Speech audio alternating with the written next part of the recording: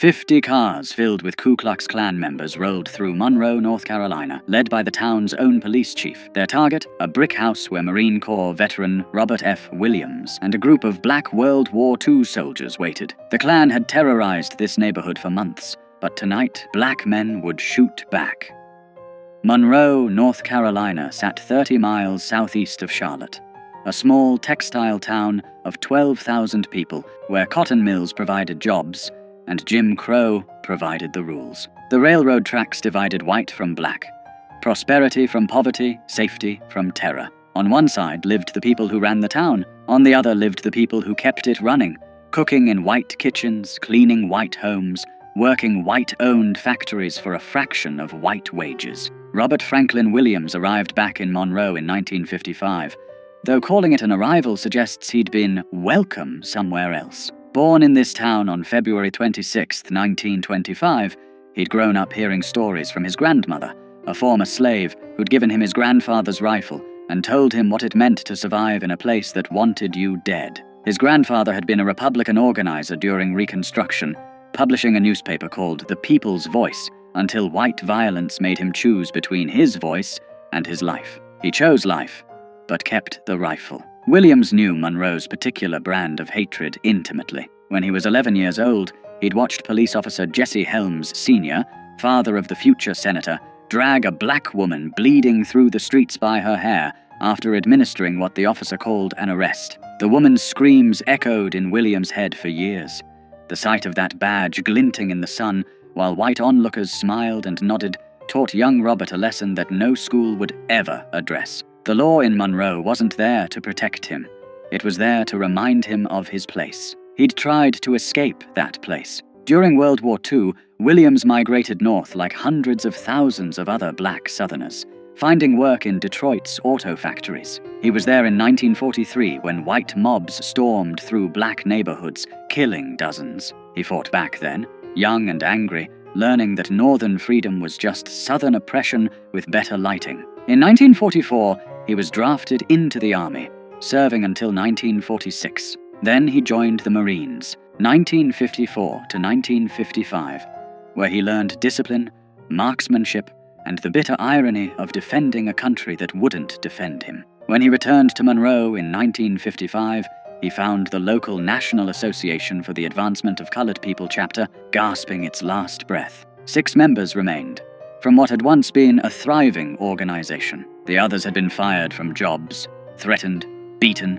driven out. Southern states were systematically destroying the NAACP, branding it communist, outlawing it where they could. In Monroe, simply attending a meeting could cost you everything. Williams started recruiting, not from the middle-class teachers and preachers who typically led NAACP chapters. He went to the factories, the farms, the unemployed men standing on corners. Most importantly, he went to the veterans, men who'd seen combat, who'd been trained to fight, who'd tasted just enough equality in uniform to make segregation unbearable when they came home. Men like Dr. Albert Perry. Dr. Albert E. Perry was everything Monroe's white establishment wanted to deny could exist. A black man with a medical degree, a veteran, a practicing physician at the local hospital. He bought a nice brick house, drove a decent car, and had the audacity to act like he deserved respect. Williams made him vice president of the Monroe NAACP. Together, they set about picking fights the previous leadership would never have dared to start.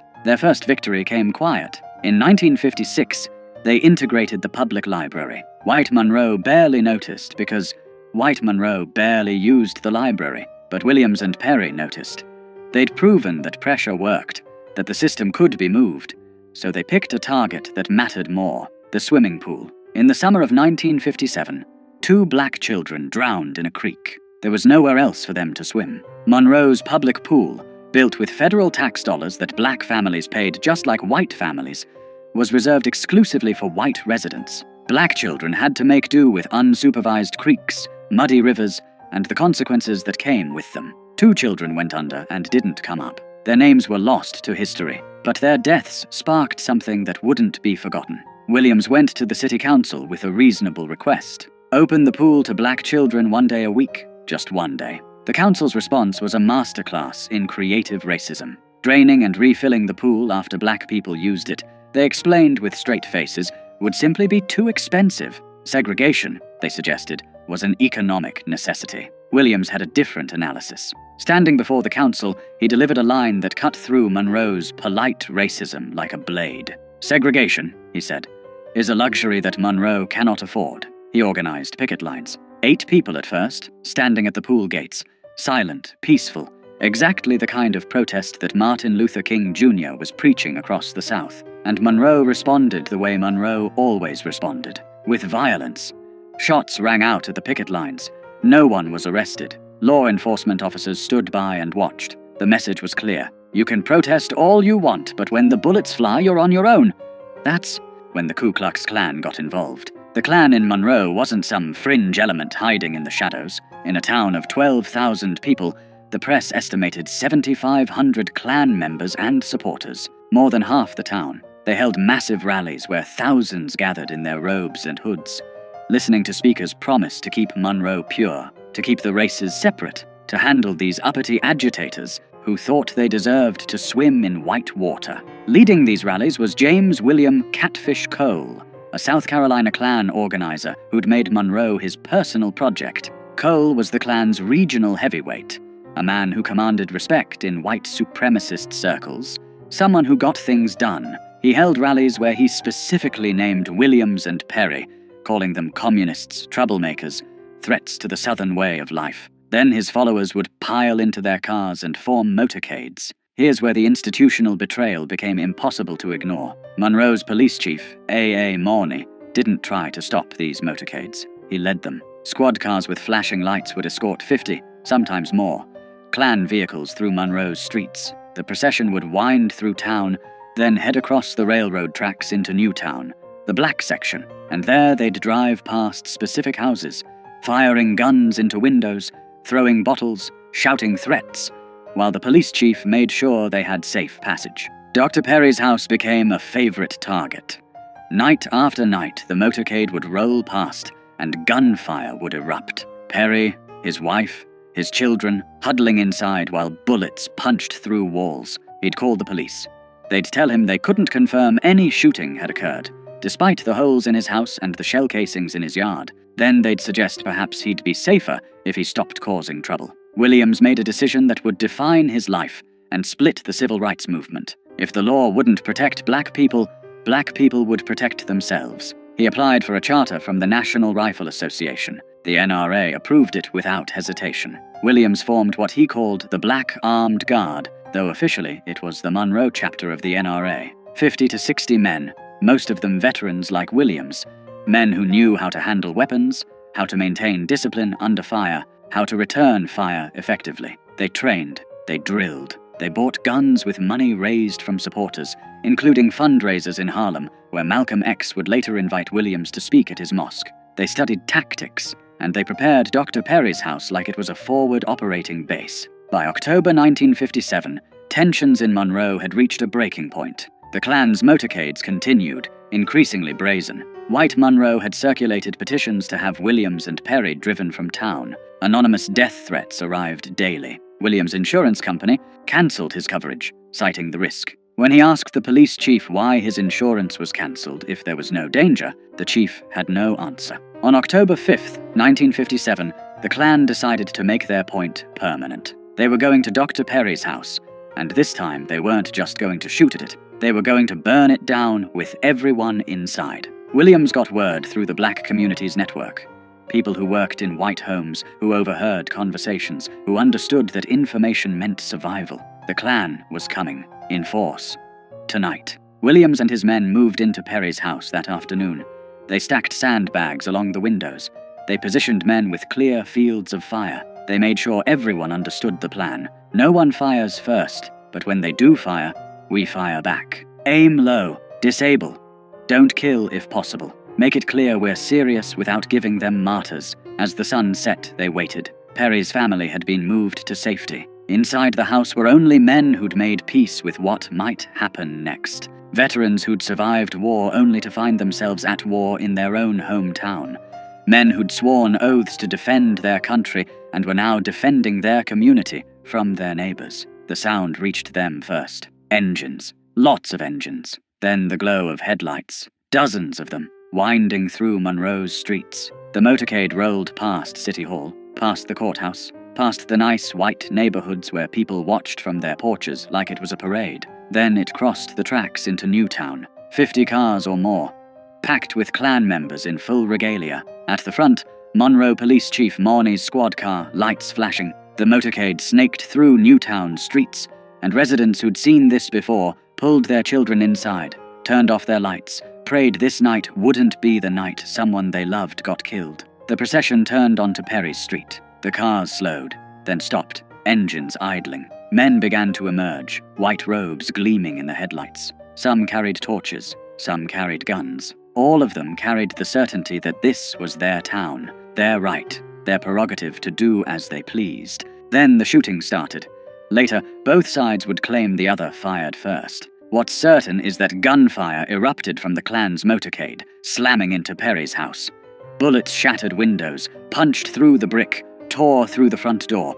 The roar was deafening, dozens of weapons firing at once. Inside the house, Williams gave the order. Fire! The response was disciplined, controlled, exactly what you'd expect from trained soldiers. Muzzle flashes erupted from Perry's windows. The veterans inside had positioned themselves for overlapping fields of fire. They aimed low, at car tires, at legs, at anything that wasn't lethal but would make their point crystal clear. The Klan had never experienced this. In all their years of terrorizing black neighborhoods, shooting into homes, burning crosses, inflicting violence with impunity, they'd never faced organized armed resistance. The psychological impact was immediate and total. These weren't victims cowering in the dark. These were soldiers returning fire. The Klan panicked. Men in white robes scrambled back to their cars.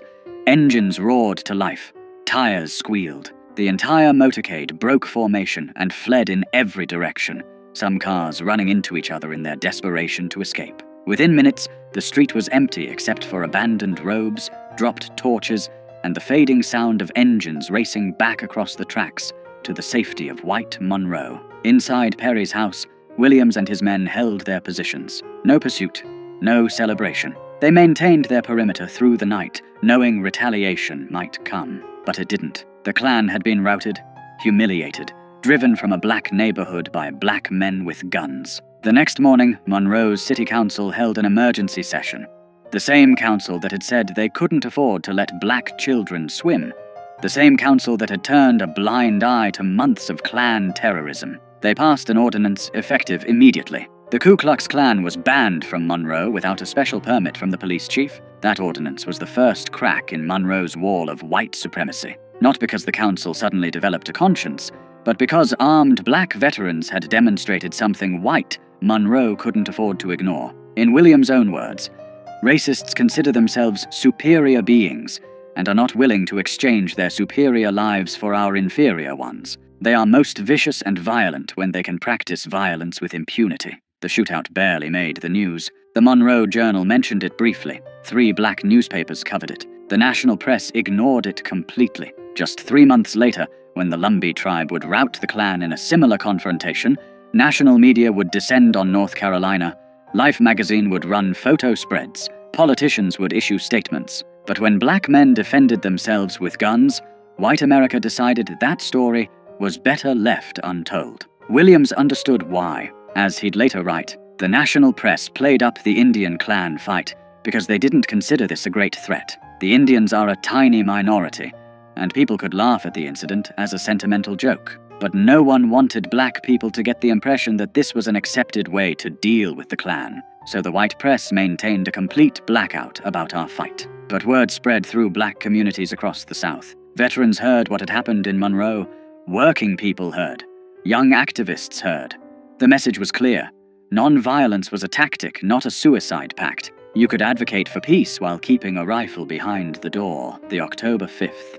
Shootout didn't end Monroe's racial violence, but it fundamentally changed its character. The Klan never conducted another motorcade through Newtown. They couldn't. They'd been exposed as cowards who only fought when resistance was impossible. When black men shot back, they ran. Less than a month later, the Klan tried a different approach. If they couldn't eliminate the troublemakers by force, they'd eliminate them through the legal system. Dr. Perry was arrested on charges of performing an abortion on a white woman. The accusation was almost certainly false. Perry was Catholic, opposed to abortion on religious grounds. The woman herself said she'd asked him to perform the procedure, but that he'd refused. None of that mattered. The newspaper headline screamed, "Negro doctor arrested for criminal abortion on white woman." The racism was coded into every word. A black man's hands on a white woman's body, even in a medical context, was treated as inherently criminal. Perry was jailed. Williams led armed demonstrations at the courthouse, hundreds of black residents openly carrying weapons, demanding Perry's release. A white benefactor posted $7,000 bond. Perry was freed, but the damage was done. His trial came almost exactly a year after his arrest, October 21st, 1958. He was convicted and sentenced to 5 years in prison. Released after serving just over a year, Dr. Albert E. Perry never got his medical license back. He'd lost his profession, his livelihood, his future, for the crime of standing up to the Klan. The system had accomplished through legal proceedings what the Klan couldn't accomplish with guns. Meanwhile, Williams faced his own reckoning with the broader civil rights movement. In late October 1958, just days after Perry's conviction, a case exploded that would make Williams an international figure. 2 black boys, 9-year-old James Hanover Thompson and 7-year-old David Fuzzy Simpson, had been playing with white children. During a kissing game, a 7-year-old white girl named Sissy Sutton kissed both boys on the cheek. When she mentioned it to her mother, white Monroe reacted with hysterical rage. The mother washed her daughter's mouth with lye. Armed men hunted for the boys. Police arrested James and David, handcuffed them, took them to jail, and spent 6 days interrogating them without allowing them access to parents or lawyers. They were beaten, threatened with lynching, told they'd raped a white girl. Judge Hampton Price heard the case. Such as it was, the boys had no legal representation. They stood silent, terrified. The judge interpreted their silence as a confession. He sentenced both boys to indefinite terms in reform school, possibly until age 21, for a kiss that a white girl had initiated. Williams mobilized international attention. He contacted journalists in Europe. He worked with activists in New York to form the Committee to Combat Racial Injustice. He turned the kissing case into a global embarrassment for the United States, with demonstrations in Paris, Rome, and Vienna. Former First Lady Eleanor Roosevelt intervened with North Carolina's governor. President Eisenhower received thousands of letters. After 3 months, on February 13th, 1959, Governor Luther Hodges pardoned the boys without explanation or apology.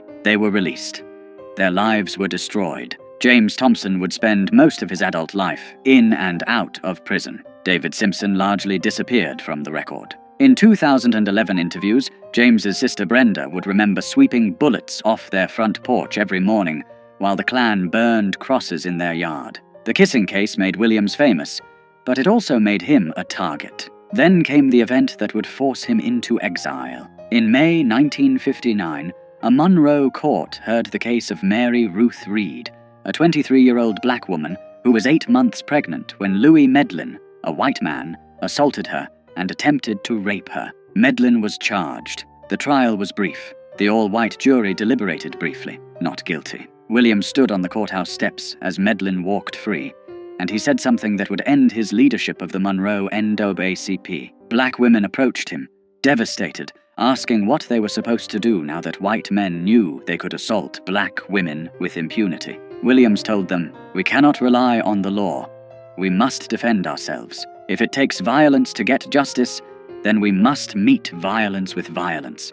The next day, National NAACP head Roy Wilkins called. Williams confirmed he'd made the statement and would repeat it. Within hours, Wilkins suspended Williams from the NAACP for 6 months. The organization Williams had rebuilt from 6 members to hundreds, the chapter that had achieved what no other Southern NAACP chapter had dared attempt, was now too militant, too aggressive, too willing to fight back. Williams didn't stop.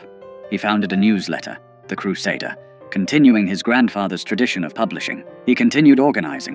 In 1961, when Freedom Riders came to Monroe, Williams' armed guards protected them. When white mobs attacked nonviolent demonstrators, Williams' men formed defensive perimeters. Martin Luther King Jr. refused to visit Monroe, specifically because Williams' armed guards were there. The philosophical divide between nonviolence and self-defense had become irreconcilable. On August 27, 1961, violence erupted in Monroe again. Freedom Riders had been demonstrating. White mobs attacked. In the chaos, a white couple from a nearby town, Bruce and Mabel Stegall, drove into Newtown by accident. Residents surrounded their car, thinking it was part of the mob. Williams personally intervened, brought the couple into his own home for protection, kept them safe for 2 hours until tensions cooled and they could leave unharmed. The Steggalls left safely. Then Monroe Police Chief Morney, the same man who'd led KKK motorcades, told Williams, "In 30 minutes, you'll be hanging in the courthouse square." The FBI issued a federal warrant for Williams' arrest on kidnapping charges.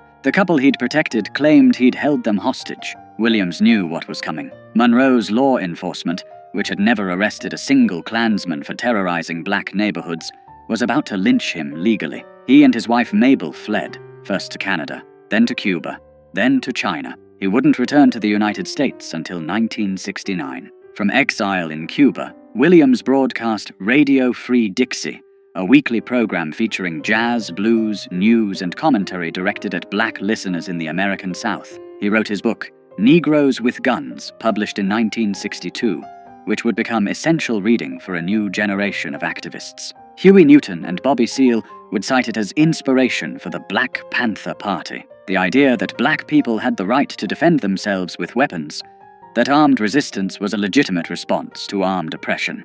Spread through the Black Power movement of the late 60s, the kidnapping charges were finally dropped in 1975. Williams returned to Michigan, where he lived quietly until October 15, 1996, when he died of Hodgkin's lymphoma at age 71. Rosa Parks delivered his eulogy in Monroe, the town that had driven him into exile for daring to suggest black people deserved to swim in public pools. The night of October 5, 1957, changed nothing and everything. Monroe remained segregated.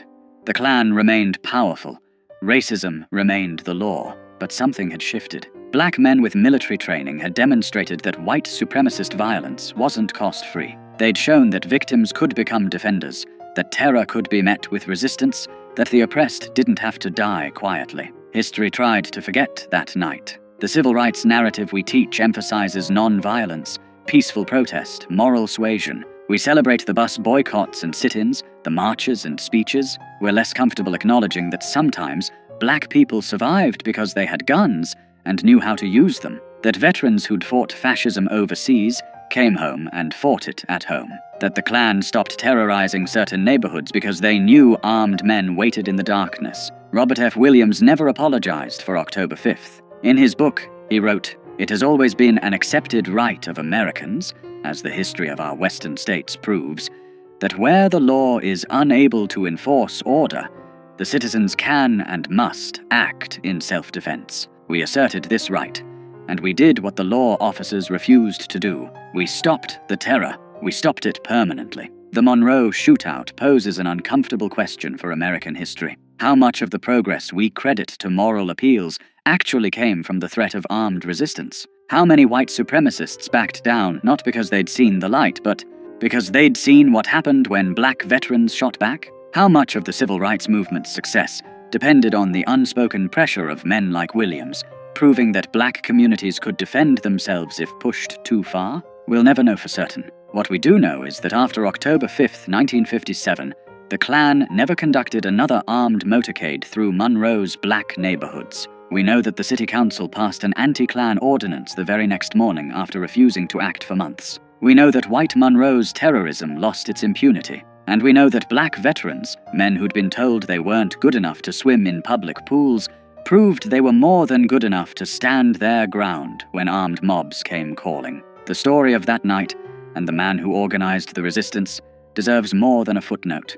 It deserves to be told in full as a reminder that justice in America has often been extracted at gunpoint by people who refused to die quietly. Robert F. Williams and his men didn't start the violence in Monroe. They just finished it.